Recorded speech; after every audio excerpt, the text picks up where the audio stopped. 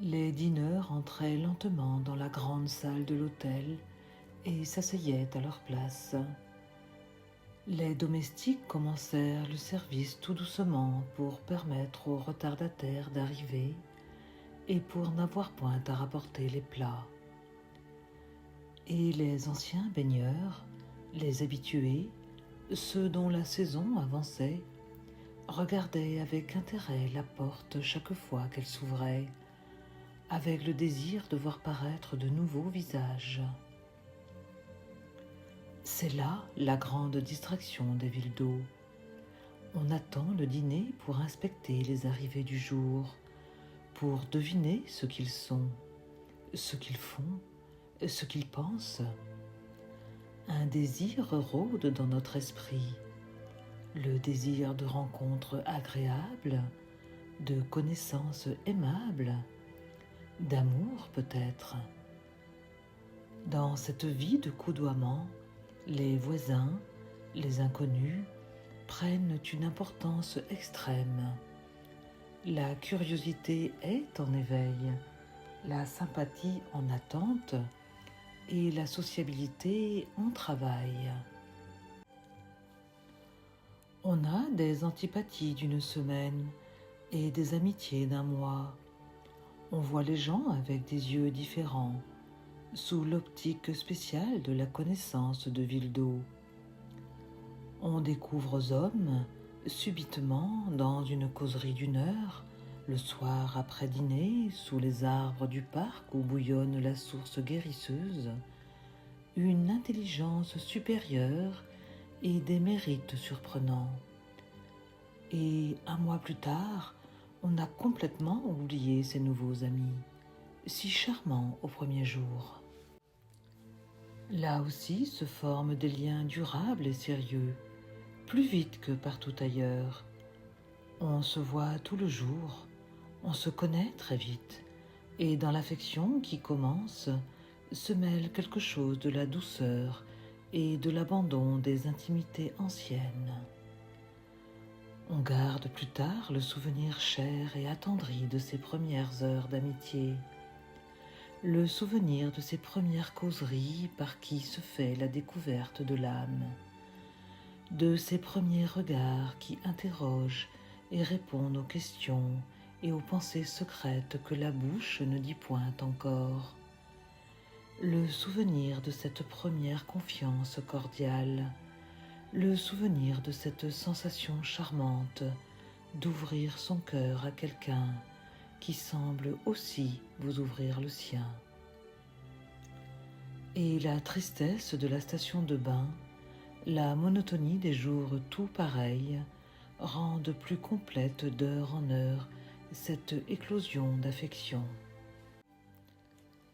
Donc, ce soir-là, comme tous les soirs, nous attendions l'entrée de figures inconnues.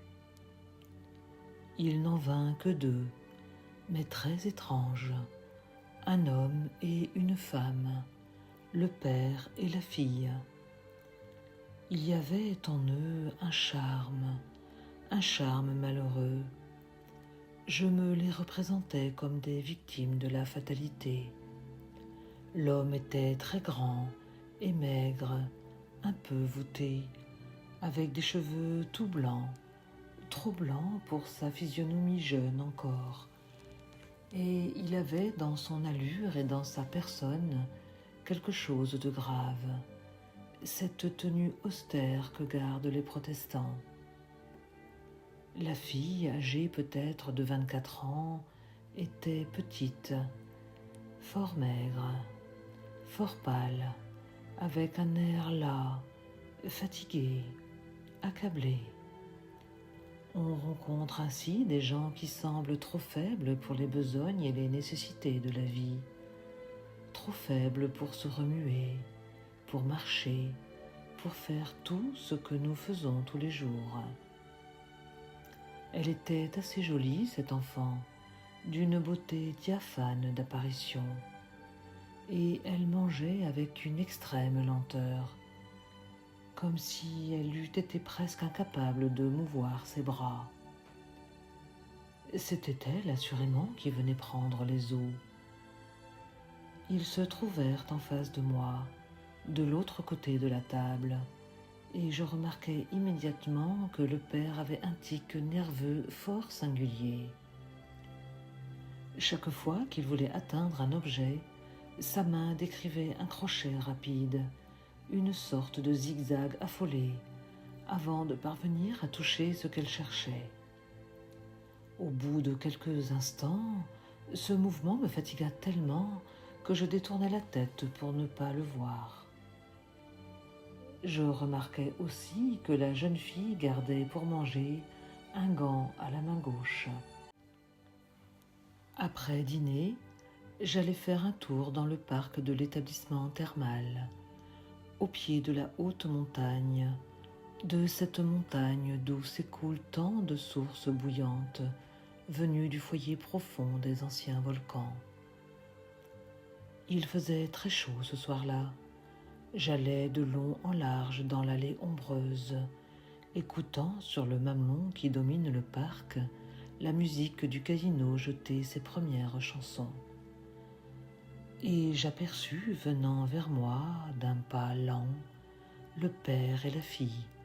Je les saluai comme on salue dans les villes d'eau ses compagnons d'hôtel, et l'homme, s'arrêtant aussitôt, me demanda: « Ne pourriez-vous, monsieur, nous indiquer une promenade courte, facile et jolie si possible ?» Je m'offris à les conduire au vallon où coule la mince rivière, vallon profond, gorge étroite entre deux grandes pentes rocheuses et boisées.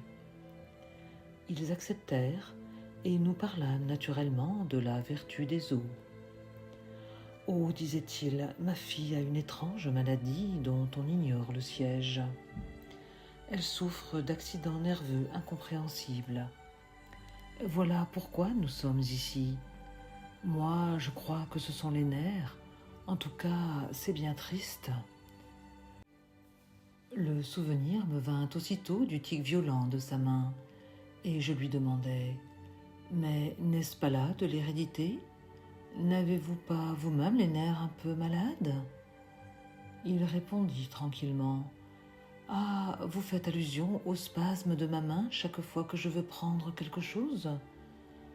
Cela provient d'une émotion terrible que j'ai eue. Figurez-vous que cette enfant a été enterrée vivante. » Oh, je ne trouvais rien à dire qu'un « oh » de surprise et d'émotion. Il reprit: « Voici l'aventure. Elle est simple. Juliette avait depuis quelque temps de graves accidents au cœur. Nous croyions à une maladie de cet organe et nous nous attendions à tout. On la rapporta un jour, froide, inanimée, morte. Elle venait de tomber dans le jardin. Le médecin constata le décès. Je veillai près d'elle un jour et deux nuits, et je la mis moi-même dans le cercueil que j'accompagnai jusqu'au cimetière où il fut déposé dans notre caveau de famille. C'était en pleine campagne, en Lorraine. J'avais voulu qu'elle fût ensevelie avec ses bijoux, bracelets, colliers, bagues, tout cadeau qu'elle tenait de moi, et avec sa première robe de bal. Vous devez penser quel était l'état de mon cœur et l'état de mon âme en rentrant chez moi. Je n'avais qu'elle, ma femme était morte depuis longtemps. Je rentrais seul, à moitié fou, exténué dans ma chambre, et je tombais dans mon fauteuil, sans pensée, sans force maintenant pour faire un mouvement. Je n'étais plus qu'une machine douloureuse, vibrante, un écorché. Mon âme ressemblait à une plaie vive. Mon vieux valet de chambre, Prosper, qui m'avait aidé à déposer Juliette dans son cercueil et à la parer pour ce dernier sommeil, entra sans bruit et demanda: « Monsieur veut-il prendre quelque chose ?» Je fis non de la tête sans répondre. Il reprit: « Monsieur a tort. Il arrivera du mal à monsieur. Monsieur veut-il alors que je le mette au lit ?» Je prononçai: « Non, laissez-moi, Prosper. » Et il se retira. Combien s'écoula-t-il d'heures? Je n'en sais rien. Oh, quelle nuit, quelle nuit! Il faisait froid, mon feu s'était éteint dans la grande cheminée, et le vent, un vent d'hiver, un vent glacé, un grand vent de plaine gelée, heurtait les fenêtres avec un bruit sinistre et régulier. Combien s'écoula-t-il d'heures? J'étais là, sans dormir, affaissé, accablé, les yeux ouverts, les jambes allongées, le corps mou, mort, et l'esprit engourdi de désespoir. Et tout à coup, la grande cloche de la porte d'entrée, la grande cloche du vestibule tinta. J'eus une telle secousse que mon siège craqua sous moi. Le son grave et pesant vibrait dans le château, vide comme dans un caveau. Je me retournai pour voir l'heure à mon horloge. Il était 2 heures du matin. Qui pouvait bien venir à cette heure? Et brusquement, la cloche sonna de nouveau 2 coups. Les domestiques sans doute n'osaient pas se lever. Je pris une bougie et je descendis. Je tirai lentement les gros verrous. Mon cœur battait. J'avais peur. J'ouvris la porte brusquement et j'aperçus dans l'ombre une forme blanche dressée, quelque chose comme un fantôme. Je reculai, perclus d'angoisse et balbutiant. « Mais qui êtes-vous » Une voix répondit. « C'est moi, père. » Oh, c'était ma fille. Certes, je me crus fou, et je m'en allais à reculons devant ce spectre qui entrait. Je m'en allais, faisant de la main comme pour le chasser, ce geste que vous avez vu tout à l'heure, ce geste qui ne m'a plus quitté. L'apparition reprit. « N'aie pas peur, papa, je n'étais pas morte. On a voulu me voler mes bagues et on m'a coupé un doigt. Le sang s'est mis à couler et cela m'a ranimée. » Et je m'aperçus en effet qu'elle était couverte de sang. Je tombai sur les genoux, étouffant, sanglotant, râlant. Puis, quand j'eus ressaisi un peu ma pensée, tellement éperdue encore que je comprenais mal le bonheur terrible qui m'arrivait, je la fis monter dans ma chambre, je la fis asseoir dans mon fauteuil, puis je sonnai Prosper à coups précipités pour qu'il rallumât le feu, qu'il préparât à boire et alla chercher des secours. L'homme entra, regarda ma fille, ouvrit la bouche dans un spasme d'épouvante et d'horreur, puis tomba roide, mort sur le dos. C'est lui qui avait ouvert le caveau, c'est lui qui avait mutilé, puis abandonné mon enfant, car il ne pouvait effacer les traces du vol. Il n'avait même pas pris soin de remettre le cercueil dans sa case, sûr d'ailleurs de n'être point soupçonné par moi, dont il avait toute la confiance. Vous voyez, monsieur, que nous sommes des gens bien malheureux. La nuit était venue, enveloppant le petit vallon solitaire et triste, et une sorte de peur mystérieuse m'étreignait à me sentir auprès de ces êtres étranges, de cette morte revenue et de ce père aux gestes effrayants.